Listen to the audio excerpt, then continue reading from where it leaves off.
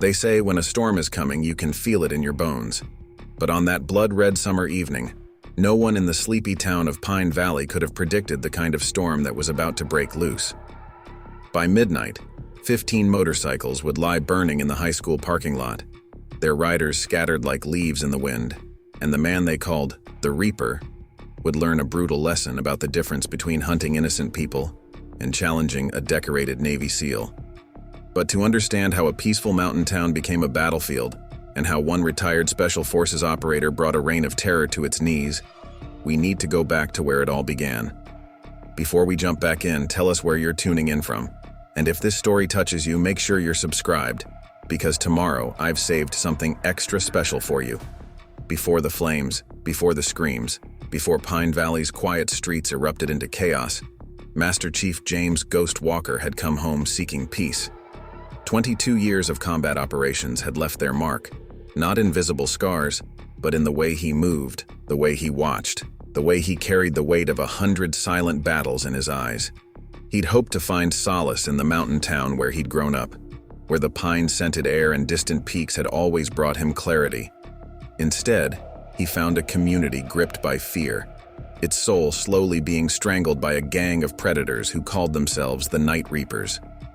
They'd rolled into town 6 months earlier, led by a towering figure known only as Reaper, a man whose signature chrome skull mask had become a symbol of terror throughout 3 counties.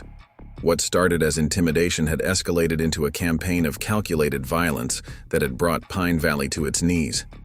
Local businesses paid protection money, teenagers disappeared after dark, and the police seemed helpless, or worse, complicit.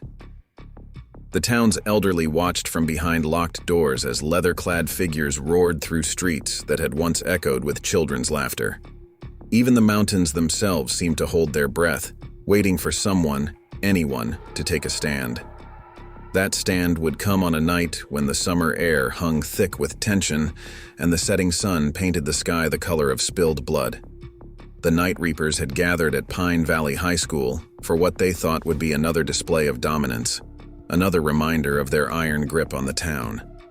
They didn't know that Ghost had spent the last week studying their patterns, marking their weaknesses, preparing for the moment when their arrogance would be their undoing. What followed would become legend in Pine Valley, a tale of how one man turned the hunters into the hunted, how decades of Special Forces training transformed a high school parking lot into a tactical battleground that would haunt the Night Reapers' nightmares for years to come. By the time the echo of the last explosion faded into the mountain darkness, the message would be clear: Pine Valley was no longer prey. But that's getting ahead of our story. To understand how a quiet mountain town found its courage, how a gang of hardened criminals learned the true meaning of fear, and how a retired Navy SEAL reminded everyone that some places are worth fighting for, we need to return to that first day when Ghost Walker stepped off the morning bus and felt the wrongness in the air that only a lifetime of combat could recognize. Before we dive deeper into today's story about how one man's search for peace turned into a community's fight for freedom, take a moment to let us know in the comments where you're watching from. If you enjoy stories of justice, courage, and the unbreakable spirit of those who stand against tyranny, make sure to hit that subscribe button. We've got another powerful tale of redemption waiting for you tomorrow. The war for Pine Valley's soul was about to begin, and the Night Reapers were about to learn that they hadn't just targeted another quiet town. They'd awakened a warrior who had spent his entire life preparing for one final battle. A battle that would remind everyone that, while evil might prosper in the darkness, it only takes one person to light the flame of resistance. Ghost Walker stood motionless at the Pine Valley bus stop, his weathered military duffel slung over one shoulder, taking in the town he hadn't seen in over 2 decades. The morning sun cast long shadows across Main Street, but something about those shadows felt wrong. Darker, heavier, like they were hiding secrets that didn't belong in this peaceful mountain community. The familiar scents of pine needles and mountain air mixed with something else now. Fear. He could smell it as clearly as he could during night operations in foreign territories. The town felt different, coiled tight like a spring about to snap.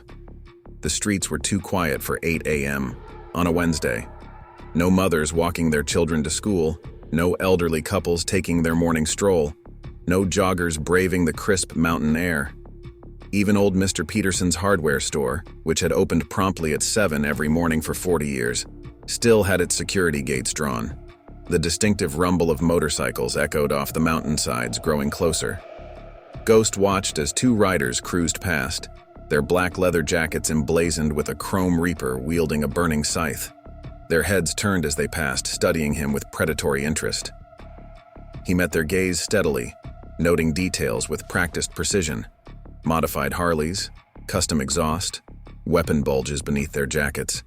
Not just weekend warriors playing at being outlaws. These were professionals. A young woman hurried past him, pulling her child closer as the motorcycles disappeared around the corner. The fear in her eyes triggered something deep in Ghost's tactical mind. He'd seen that same look in villages across Afghanistan, in towns where the local population lived under constant threat. It didn't belong here, not in Pine Valley. The walk to his Aunt Sarah's Victorian house on Cedar Ridge took him through the heart of town. With each step, he cataloged the changes. Broken windows hastily boarded over, fresh gang tags sprayed across historic buildings, security cameras that hadn't been there before. The town felt like a fortress under siege, its people prisoners in their own homes. The creak of Aunt Sarah's front porch steps brought a flood of memories. He'd helped her paint these stairs every spring growing up, after his parents' accident had left him in her care. The blue paint was peeling now, the flower beds overgrown. His aunt's prize roses, which had won the county fair blue ribbon 12 years running, lay withered and untended. Inside, the house smelled of dust and disuse. Ghost moved through each room with ingrained tactical precision, checking corners, sight lines, potential entry points. Everything was exactly as she'd left it. The collection of hand-painted teacups on the Welsh dresser, the old upright piano where she'd taught him to play, his graduation photo still hanging proudly in the hallway. But Aunt Sarah wasn't here to welcome him home. Cancer had taken her 2 months ago while he was on his final deployment. A soft knock at the kitchen door broke his inspection. Mrs. Chen, who'd run the Golden Dragon restaurant for 30 years, stood nervously on the back steps. Her usually immaculate appearance was disheveled, dark circles under her eyes suggesting sleepless nights. "James, thank God you're finally here," she whispered, glancing over her shoulder as she hurried inside. "Your aunt, she tried to warn us all, tried to get us to stand together before what, Mrs. Chen?" Ghost's voice was quiet, controlled, but every combat-honed instinct was screaming danger. "The Night Reapers," she said, her voice dropping even lower. "They came 6 months ago. At first it was just noise, just intimidation. But then," she rolled up her sleeve, revealing ugly bruises. "They demand money now, weekly payments, protection fees, they call it. Your aunt refused to pay, said she wouldn't be bullied in her own home. That's when the real trouble started." Ghost's jaw tightened as Mrs. Chen painted a picture of systematic terror. The Night Reapers, led by the masked figure they called Reaper, had transformed Pine Valley into their personal kingdom. Small businesses paid tribute, residents lived in fear, and the local police seemed suspiciously uninterested in intervening. A police cruiser rolled past the house, moving slowly, its occupants studying the property with too much interest. Mrs. Chen flinched at the sight. "They own some of the police now," she explained, her voice trembling. "Reports disappear, evidence vanishes. Even the FBI agent who came to investigate was suddenly transferred. Now nobody will help us."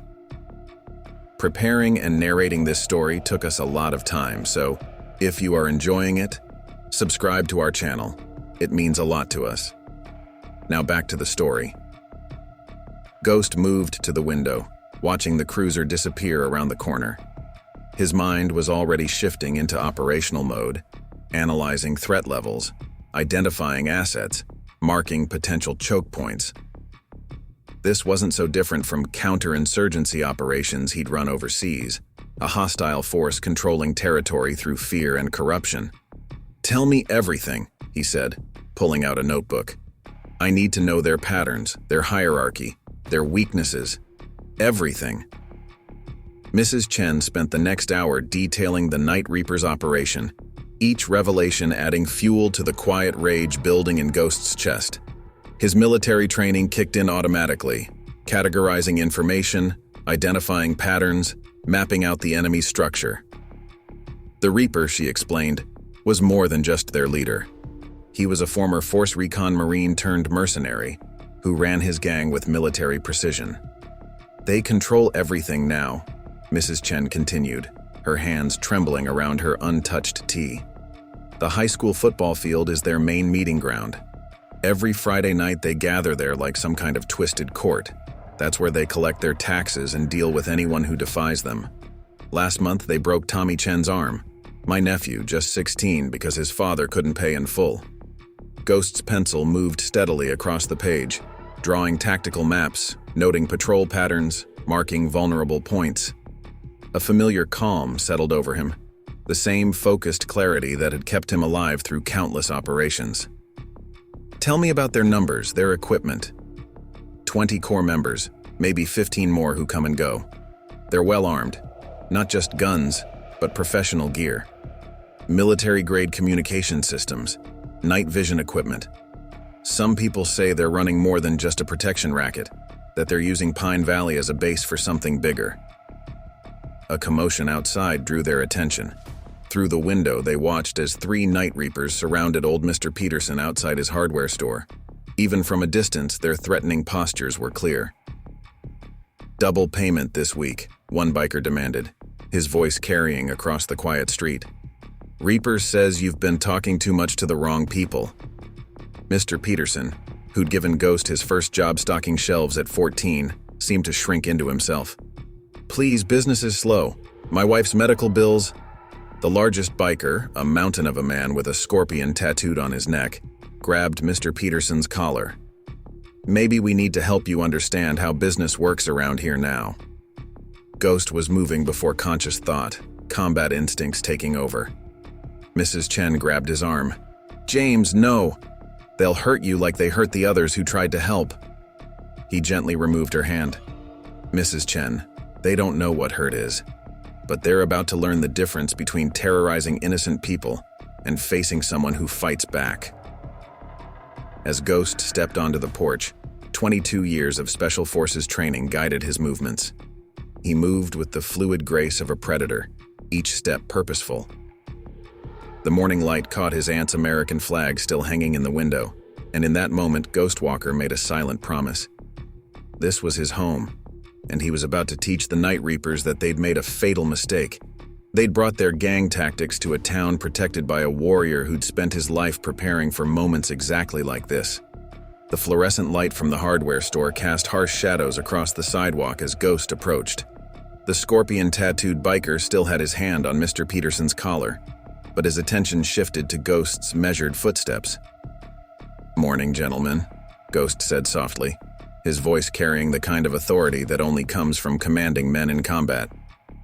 I believe Mr. Peterson explained his situation clearly.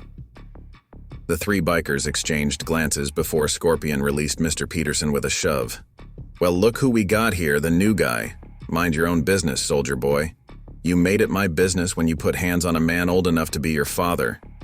Ghost positioned himself between Mr. Peterson and the bikers. I understand you're collecting payments. Let's discuss a more reasonable arrangement. Scorpion laughed, but there was uncertainty in his eyes as he studied Ghost's stance.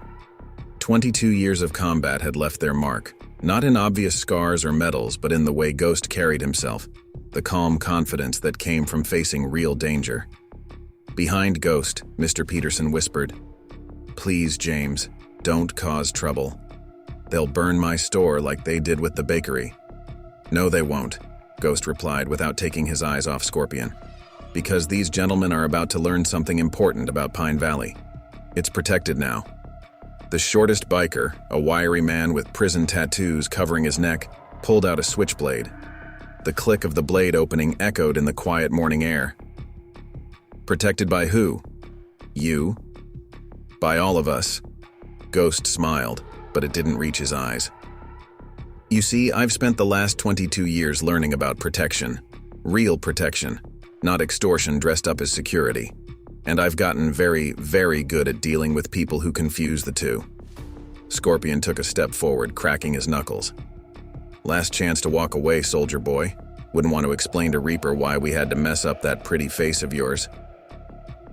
I'm not wearing a uniform anymore, Ghost said quietly, his voice carrying across the morning air. Which means I'm not bound by military rules of engagement. Think carefully about your next move. The third biker, silent until now, grabbed Scorpion's arm. Hold up, I heard about this guy. Navy SEAL 3 Silver Stars. My cousin served with him in Iraq. Scorpion shrugged off the warning. I don't care if he's Captain America. Nobody disrespects the Night Reapers. He swung a meaty fist at Ghost's face. What happened next became part of Pine Valley legend.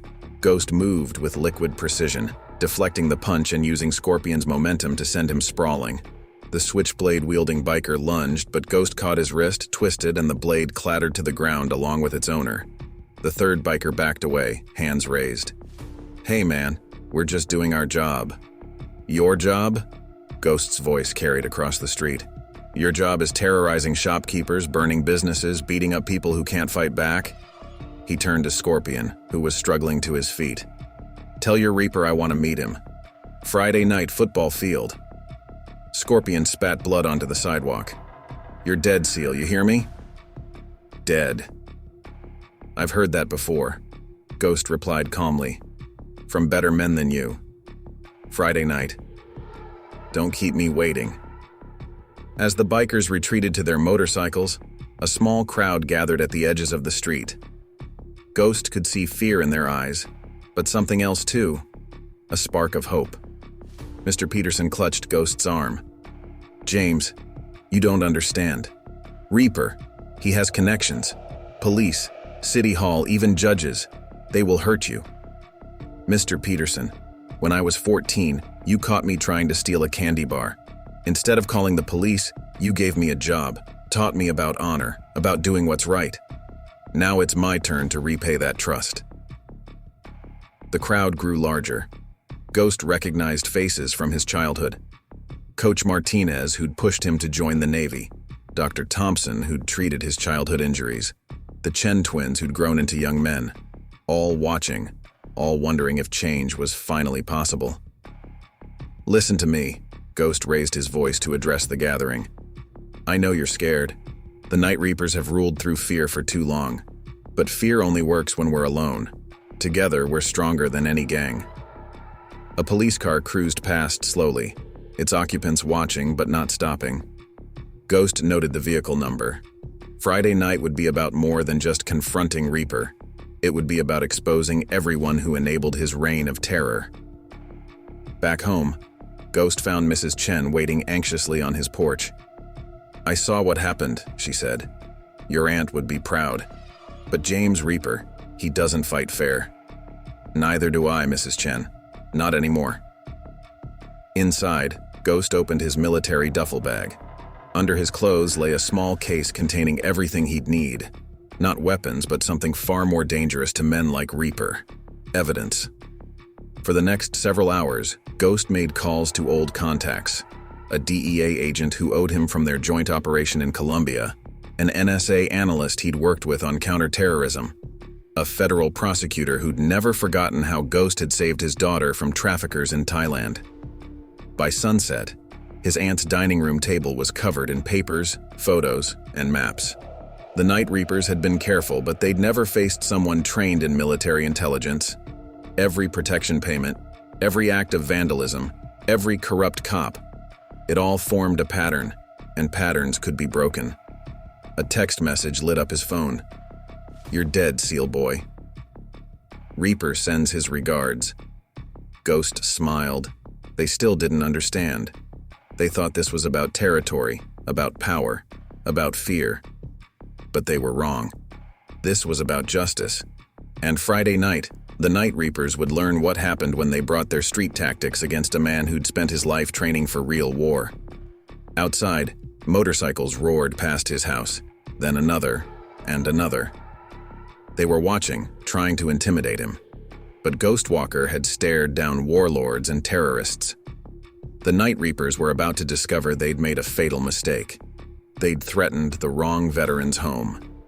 Dawn broke over Pine Valley with an uneasy silence. Ghost had spent the night reviewing satellite images of the town. another skill from his military days that was about to prove useful. The Night Reapers' patrol patterns were sloppy, predictable. They never expected anyone to study them this closely. A soft knock at his door revealed Officer Sarah Rodriguez, looking nervous in her crisp uniform. She glanced over her shoulder before speaking. "Master Chief Walker, I worked with your aunt on the neighborhood watch before the Reapers shut it down." Ghost gestured for her to enter. "The department's compromised." "Most of it," Rodriguez nodded, pulling out a small notebook. "They have dirt on half the force, pictures, videos of officers taking payoffs. Evidence disappears. Witnesses change their stories. Chief Morris says to look the other way." "Which officers?" "Detective Hayes, Sergeant Cooper, maybe others. I've been keeping records, but my captain says to drop it." Rodriguez's eyes filled with tears. "Your aunt. When they started threatening businesses, she was the only one who stood up. Said someone had to fight back." Ghost's jaw tightened. "And 2 days later, she got sick. They broke in the night before her first hospital visit. The stress, her heart." Rodriguez straightened her shoulders. "There was no police report." "Hayes lost the paperwork?" She nodded. "I became a cop to protect people, not to watch thugs terrorize innocent citizens." "Friday night," Ghost said. "Things change, but I need you to do something for me." By mid-morning, Pine Valley was buzzing with whispered conversations. The confrontation at Peterson's store had sparked something, not quite hope, but a restless energy. The Night Reapers responded by flooding the streets with members, their presence more aggressive than usual. Ghost watched from his porch as 3 bikers harassed Mrs. Thompson at her flower shop, demanding immediate payment for extra protection. The elderly woman's hands shook as she counted out bills from her retirement check. His phone buzzed with a text from an unknown number. "Last chance seal, leave town, or we burn everything you love, starting with Auntie's house." Ghost's response was simple. "Come try." Inside, he continued gathering intelligence. Rodriguez's notebook provided names, dates, locations. The Night Reapers had started small: noise complaints, vandalism, then protection payments from businesses. Soon they controlled building permits, health inspections, even school contracts. Reaper's military background had helped him create a network of corruption reaching into City Hall.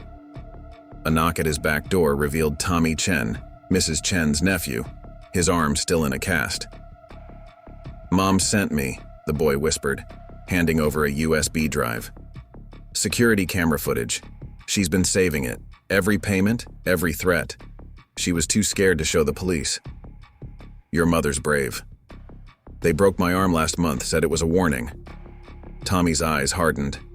"Make them pay, Master Chief." By afternoon, more people came forward. Mrs. Martinez brought her late husband's old police scanner, perfect for monitoring Reaper's communications. Coach Martinez offered his hunting cabin as a safe house. Even Mr. Chen, whose restaurant had been vandalized, provided documentation of suspicious insurance claim denials. Ghost's dining room became an operations center. Maps marked with patrol routes, lists of corrupted officials, financial records showing money movements.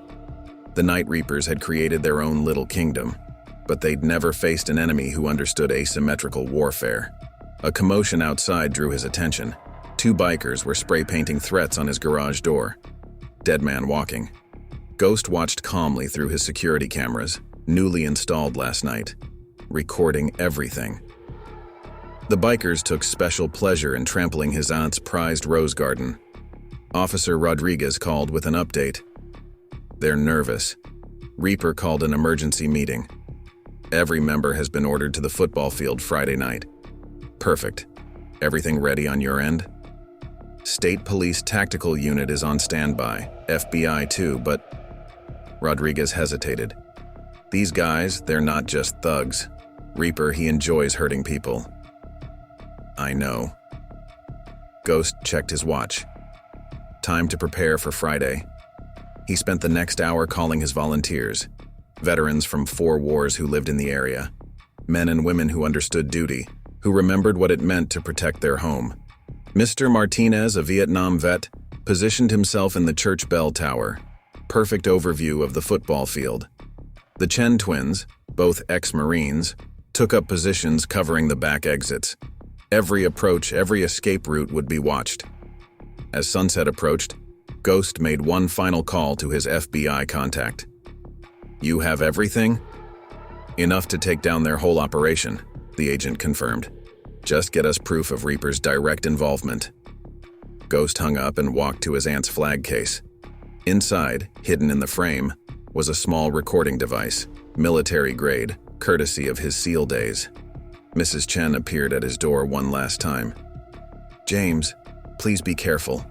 These men, they're animals." "No, Mrs. Chen.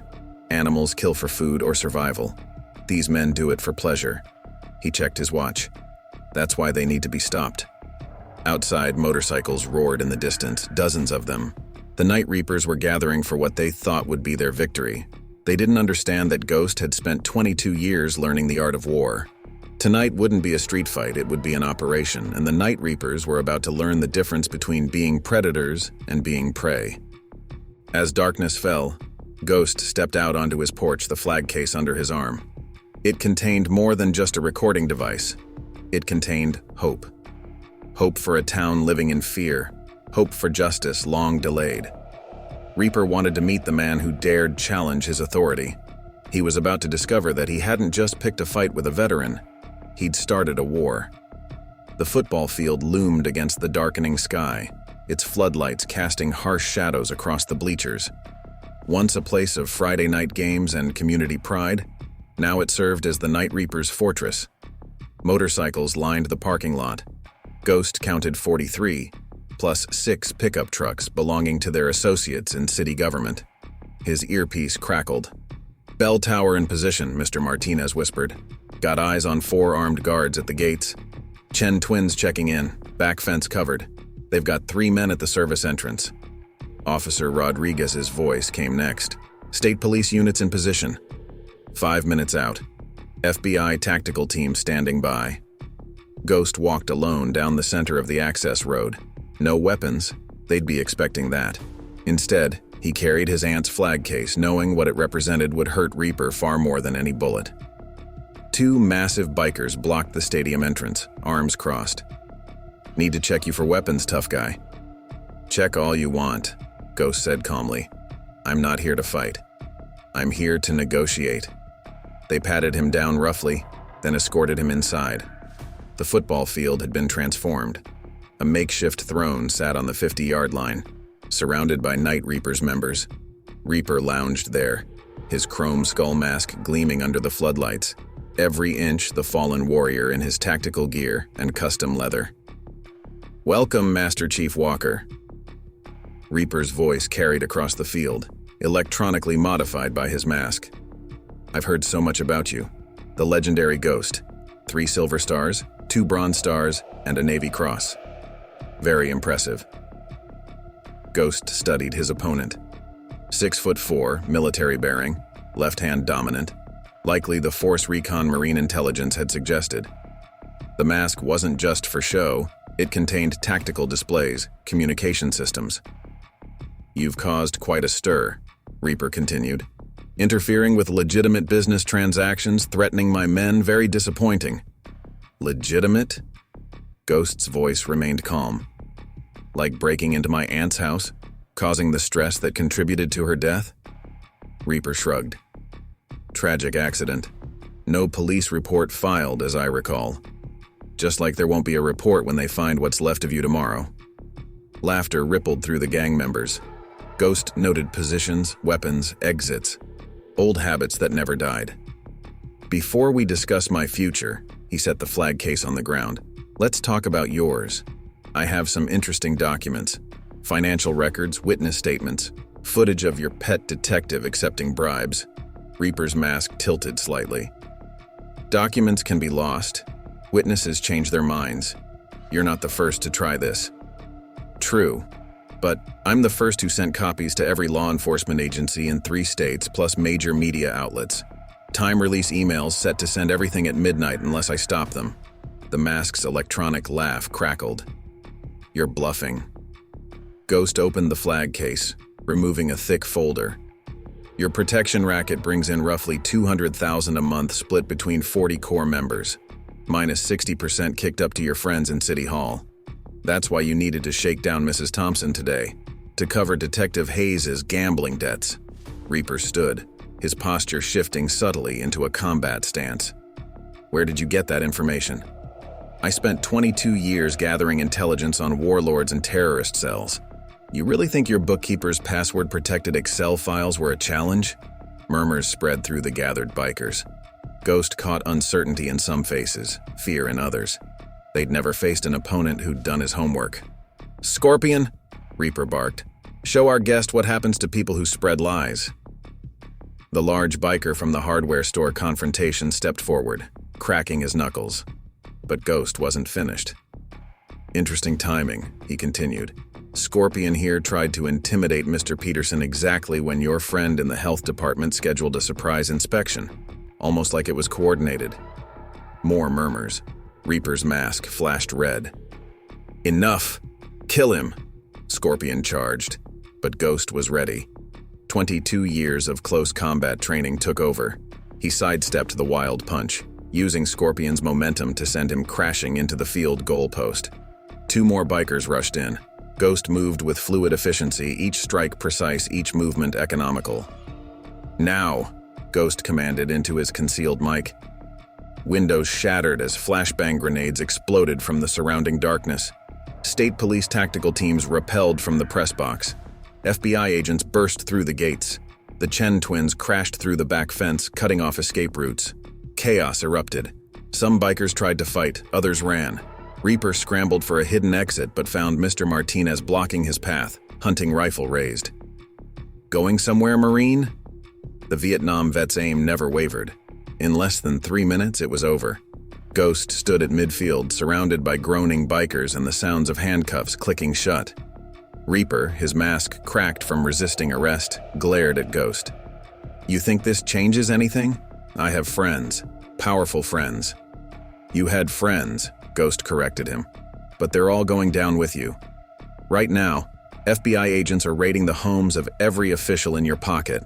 That includes Judge Harrison, who signed so many favorable rulings for you." Officer Rodriguez approached, holding papers. "Master Chief, arrest warrants just came through for Hayes and Cooper. We're picking them up now." Ghost nodded, then turned back to Reaper.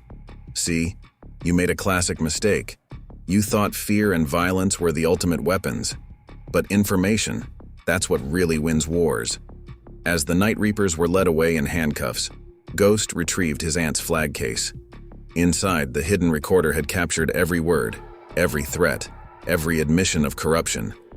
Through his earpiece, he heard Mr. Martinez whisper, "Your aunt would be proud, son." Outside, residents had gathered, watching as their tormentors were loaded into police vans. The long nightmare was ending. But Ghost knew his work wasn't finished. Tomorrow would bring new challenges. Corrupted systems needed cleaning. Damaged lives needed rebuilding. A community needed to heal. But tonight, as he watched Reaper being led away, Ghost allowed himself a small smile. He'd fought wars in distant lands, but this victory, here in his aunt's town, felt more significant than any medal he'd earned. The Night Reapers had ruled through fear.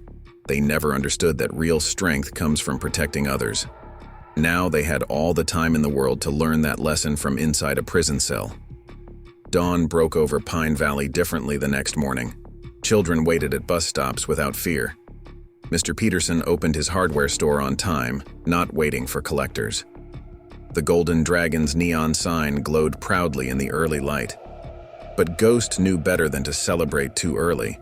22 years of military service had taught him that the aftermath of victory often proved more challenging than the battle itself. His phone hadn't stopped buzzing since midnight. FBI agents needed statements. State police requested documentation. Local news wanted interviews. But the most important call came from Tommy Chen. "Master Chief, they're back. Not the Reapers, but their allies. The Blood Riders from the next county. They're at Mom's restaurant." Ghost was moving before Tommy finished speaking. He'd anticipated this. Power vacuums always attracted opportunists. Through his earpiece, he alerted his volunteer network. "Mr. Martinez, you copy? Read you clear, son. Already got eyes on them. 6 bikes, 3 cars. They're trying to take over the Reaper's territory." Ghost reached the Golden Dragon in time to see 7 men in Blood Rider's colors surrounding Mrs. Chen. Their leader, a heavily scarred man called Butcher, was making their position clear. "Reapers are gone," Butcher grinned. "But business continues. Same arrangement, new management." "The arrangement is over." Ghost's voice cut through the morning air. "This town isn't accepting new management applications." Butcher turned, studying Ghost with cold eyes. "The famous Ghost Walker. You caused quite a mess last night. But you don't understand how things work. There's always someone ready to step in."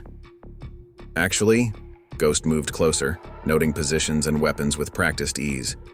"You don't understand. The Night Reapers didn't just lose their leaders. We exposed their entire network. Every corrupt cop, every bought official.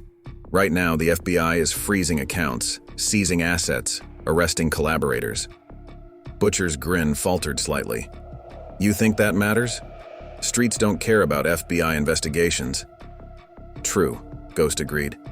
"But they care about profit. Look around. Every store has cameras now, connected to a secure network. Every transaction is recorded, every threat documented. The old system is gone." Through his earpiece, Ghost heard the Chen twins confirming positions. Mr. Martinez had his scope trained on Butcher from the church tower. Officer Rodriguez had state police units on standby. "You're outnumbered," Butcher stepped forward. "In case you hadn't noticed." "I notice everything," Ghost replied calmly. "Like how your right hand keeps twitching toward your jacket. The gun you're carrying isn't comfortable. You're not used to it. Your men keep looking over their shoulders because they know my people have them surrounded. And your car's engines are still running, meaning you're not as confident as you pretend." For the first time, uncertainty flickered across Butcher's face. He hadn't expected this level of tactical analysis from a small-town defender. "Last chance," Ghost continued. "Leave now. Tell your friends this territory is protected, not by gangs, not by corrupt cops, but by the people who live here, people who aren't afraid anymore." Butcher tried to maintain his tough facade, but Ghost saw the calculations happening behind his eyes. The Reaper's fall had changed the equation. Territory wasn't worth much if it came with federal attention. "This isn't over," Butcher spat, backing toward his bike. "Actually, it is." Ghost pulled out his phone. "Because while we've been talking, facial recognition software has been running on my security feeds. Interesting warrant you have in Nevada. Would be a shame if that information reached local authorities." The Blood Riders retreated, trying to look tough but fooling no one. As their bikes roared away, neighbors emerged from their shops and homes. Mrs. Chen gripped Ghost's arm. "They will tell others," the old woman worried. "Other gangs will come." "Let them come," Ghost smiled. "Each time they'll find us stronger, better organized, more united. That's how you win a war, not just by fighting battles, but by making the enemy realize the cost is too high." Throughout the day, Ghost coordinated with Officer Rodriguez and his volunteer network. Security cameras were installed at strategic points. Communication protocols were established. The neighborhood watch was rebuilt, this time with military precision. Mrs. Chen brought coffee to the volunteers. "James, what you did, taking down the Reapers, scaring off the Blood Riders, it's amazing. But can we really keep this up?" Ghost watched as children played freely in their yards for the first time in months. "We don't have a choice. Freedom isn't a one-time achievement, it requires constant vigilance." His phone buzzed. The FBI agent from last night. "Walker, you need to see this. We're finding connections between the Reapers and bigger operations. Mexican cartels, gun runners, human trafficking. Your aunt's town was just the tip of the iceberg." Ghost thought about the scared faces he'd seen yesterday, the relieved ones today. "Send me everything you have. If they want a war, we'll give them one." As evening approached, Ghost sat on his aunt's porch, watching his neighbors reclaim their streets. The Night Reapers were gone, but he knew this was just the beginning. Other threats would come, but this time they wouldn't find scared victims. They'd find a community united, organized, and led by someone who understood that real peace comes through strength, vigilance, and the unwavering commitment to protect what matters. The war for Pine Valley was just beginning, and Ghost Walker intended to win it. Not just for his aunt's memory, but for every person who'd ever felt powerless against those who ruled through fear. 3 days after the Night Reaper's fall, Ghost sat in his aunt's study reviewing intelligence reports. The FBI's investigation had uncovered disturbing connections. Reaper's operation wasn't just about small-town extortion. It was a hub for larger criminal enterprises. Officer Rodriguez arrived with fresh coffee and worse news. They're releasing some of the lower-ranking Reapers on bail. Legal technicalities. Reaper's old connections are still working the system. Ghost nodded, unsurprised. They'll try to reorganize, rebuild their power base. That's why we're not waiting. He spread a map across the desk, marking locations with red pins. Every safe house, every stash spot, every meeting place the Reapers used. We're not just defending anymore.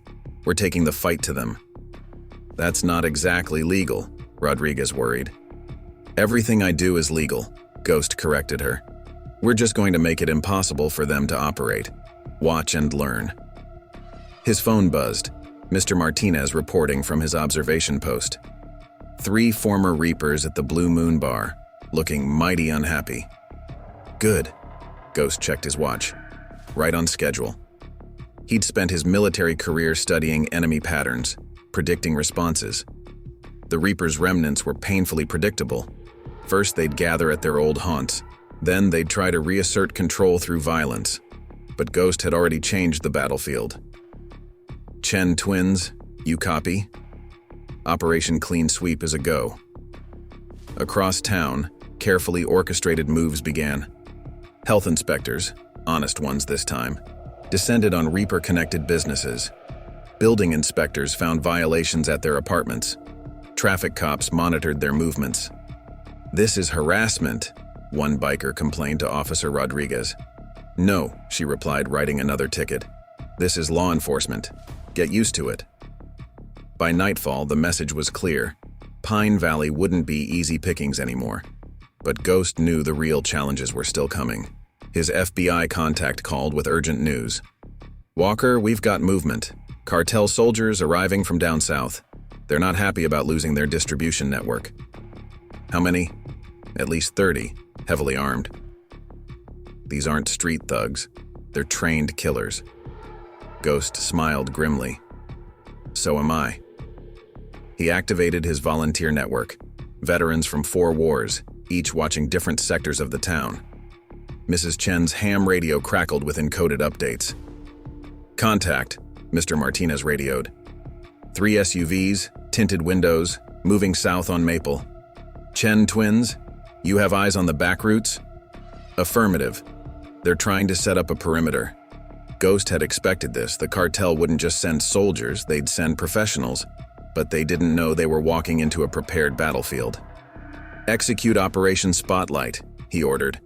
Suddenly, powerful floodlights blazed from rooftops and windows, illuminating every shadow where the cartel's soldiers might hide.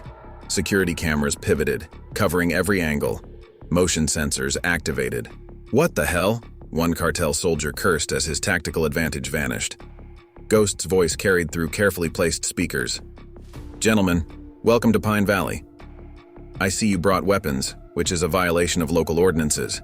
I should mention you're currently surrounded by multiple law enforcement agencies. It wasn't a bluff. FBI tactical teams had been waiting. State police SWAT units emerged from concealed positions. Even honest local cops, tired of corruption, joined the operation.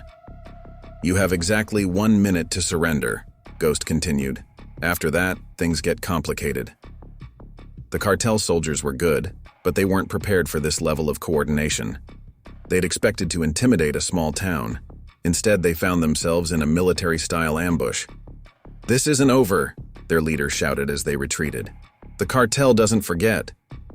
Neither do I, Ghost muttered, watching through his surveillance feeds. Later that night, his volunteers gathered in his aunt's living room. The Chen twins brought pizza, Officer Rodriguez provided updates on arrests, Mr. Martinez cleaned his rifle while providing tactical assessments. They'll be back, Martinez warned. Cartels hate losing territory. Let them come, Ghost replied. Each time they'll find us stronger. This isn't just about defending anymore. It's about sending a message. Pine Valley isn't just another target. It's a community that fights back. Mrs. Chen brought coffee, her hands no longer shaking. James, what you've done, it's a miracle. But can we really stand against a cartel? Ghost showed them the map, now marked with defensive positions, escape routes, safe houses.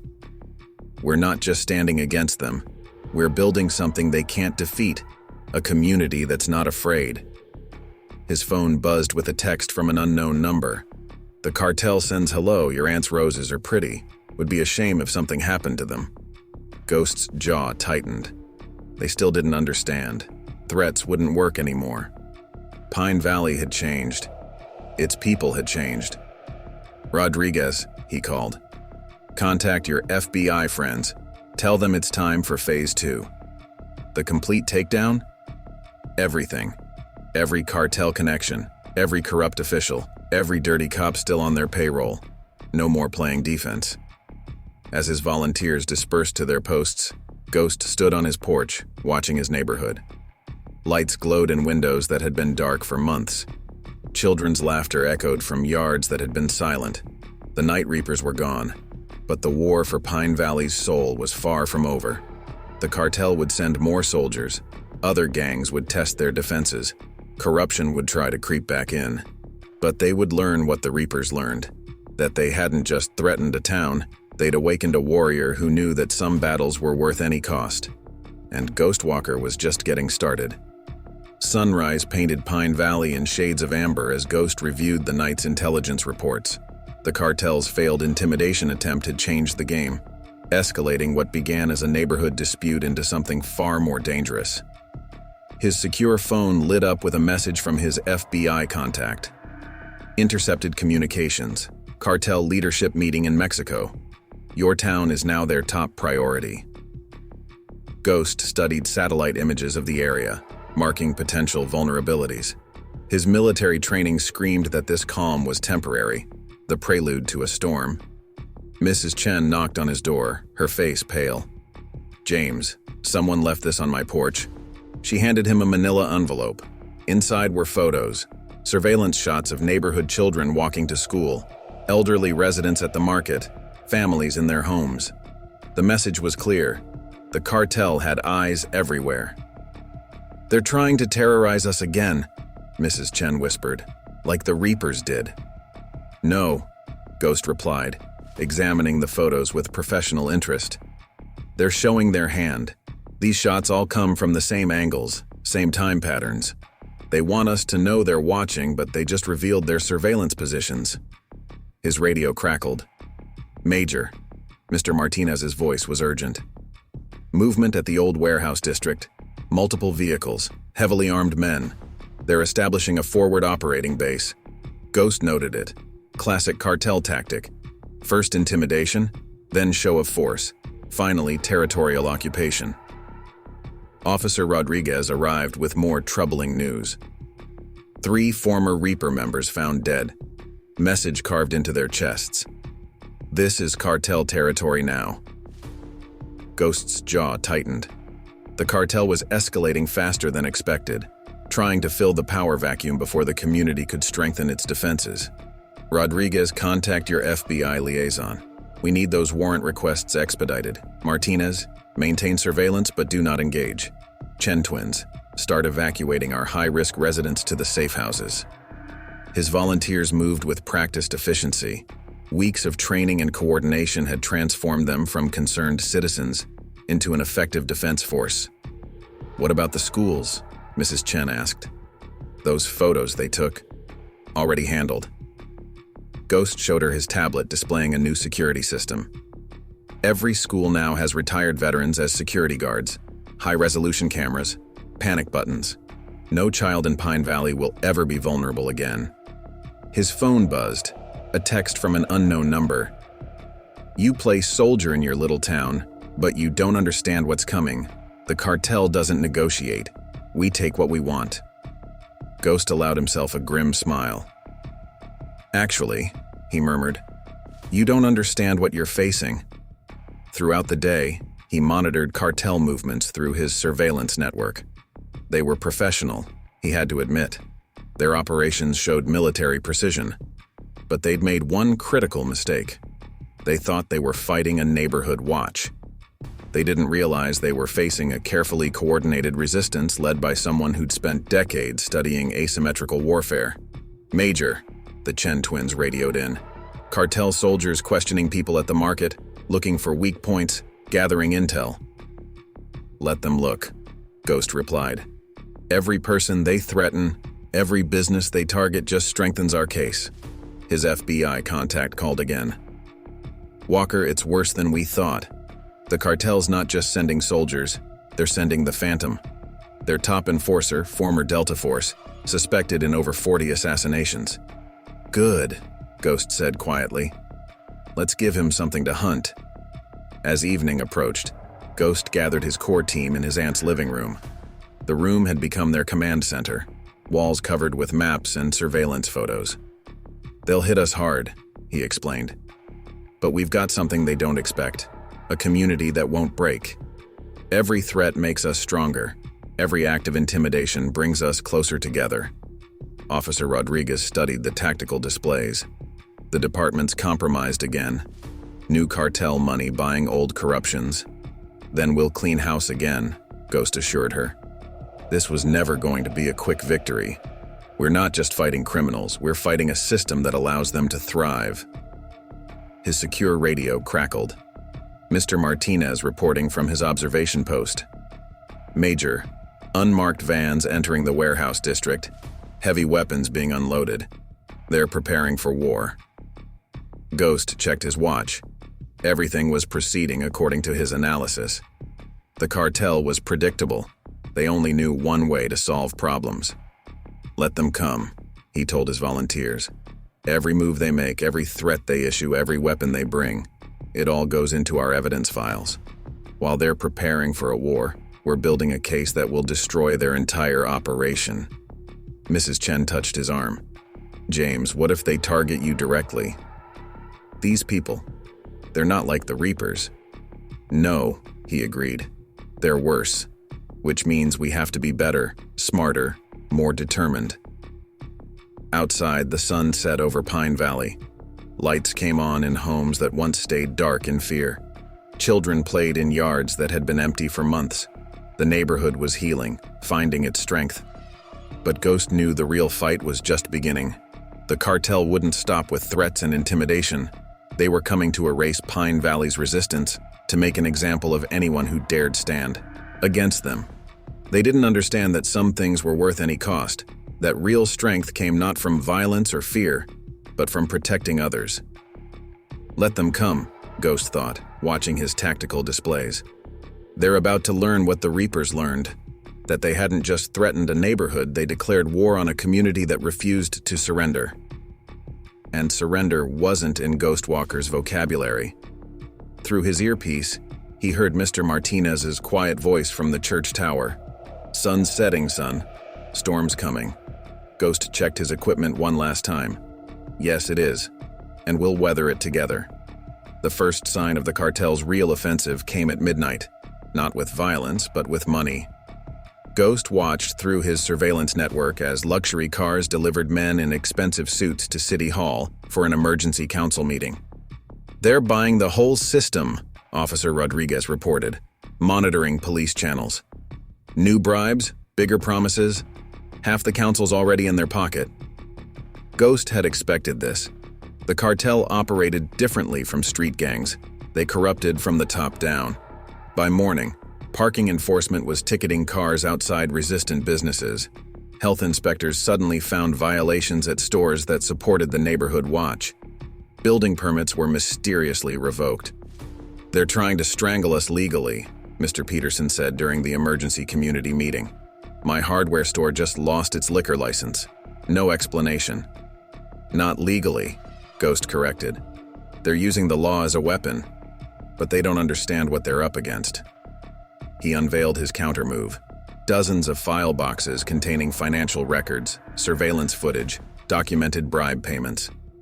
22 years of military intelligence work had taught him to gather evidence of everything. Every council member who voted against us, he explained. Their offshore accounts are now being investigated. Every inspector who suddenly found violations, their connection to cartel shell companies is documented. They think they're buying a system, but they're really building their own prison. His phone buzzed, a message from his FBI contact. Phantom arrived last night. Already 3 bodies found. He's sending a message. Ghost studied the crime scene photos. The victims were former Reapers who'd refused to work with the cartel. Their deaths were meant to show the price of resistance. They still think this is about fear, he told his volunteers. Time to show them what real strength looks like. Throughout the day, Pine Valley's resistance intensified.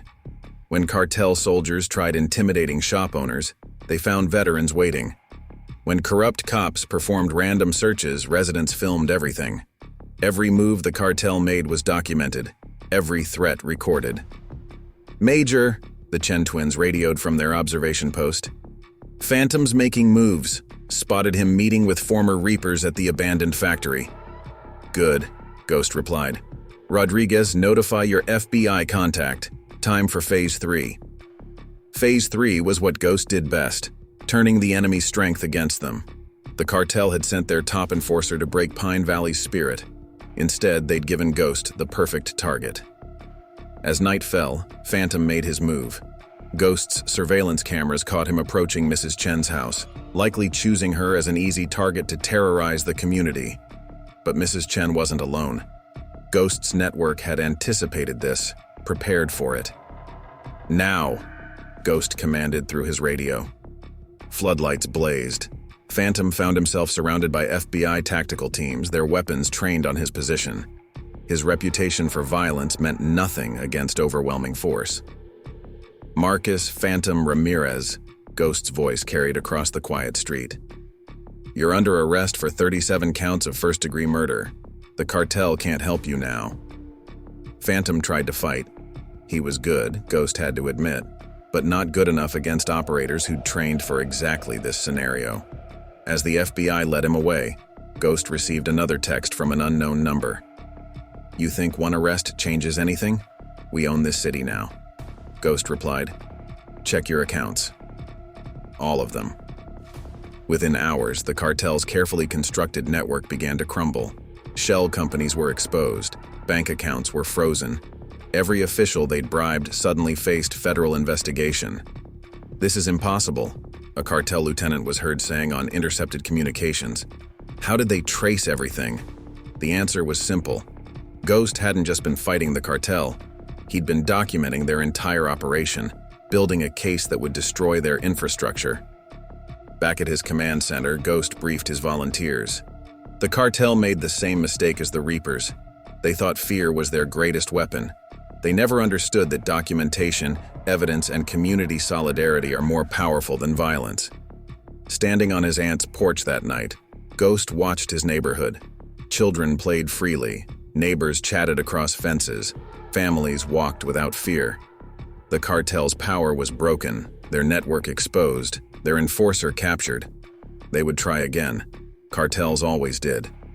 But Pine Valley was ready. They had built something stronger than any criminal empire, a community united by courage, protected by vigilance, and led by those who understood that true victory comes not from defeating enemies but from preserving what makes life worth living. Ghost touched the flag case one last time, thinking of his aunt.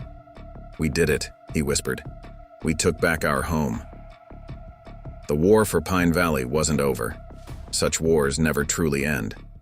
But they had won something more precious than mere victory. They had won their freedom, their dignity, their future. Up next, you've got 2 more standout stories right on your screen. If this one hit the mark, you won't want to pass these up. Just click and check them out.